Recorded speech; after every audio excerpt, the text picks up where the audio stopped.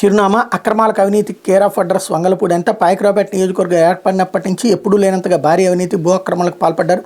వెబ్లాండ్లో మార్పులతో భారీగా వసూళ్లకు పాల్పడ్డారు. టీడీపీ ఎమ్మెల్యేగా ఉన్న 5 ఏళ్లలో అధికారాన్ని అడ్డమెట్టుకుని ఆమె చేసిన అక్రమాలు అన్నీ కావు.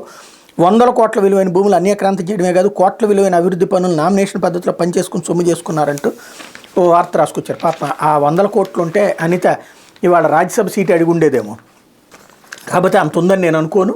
సాధారణంగా కొన్ని అవకతవకలు చేసి ఉండొచ్చు. కిసాన్ క్రెడిట్ కార్డు రుణాల్లో దేశంలోనే రాష్ట్రంలో 5వ స్థానం. దక్షిణాది రాష్ట్రాల్లో ఏపీ నెంబర్ 1. 45.52 లక్షల మంది రైతులు కేసీసీ కార్డులు.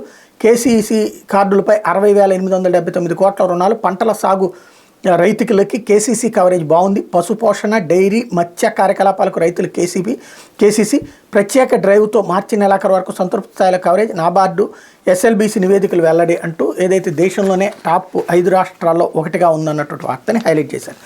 అయితే ఆంధ్రజ్యోతి ఇవాళ బాపట్ల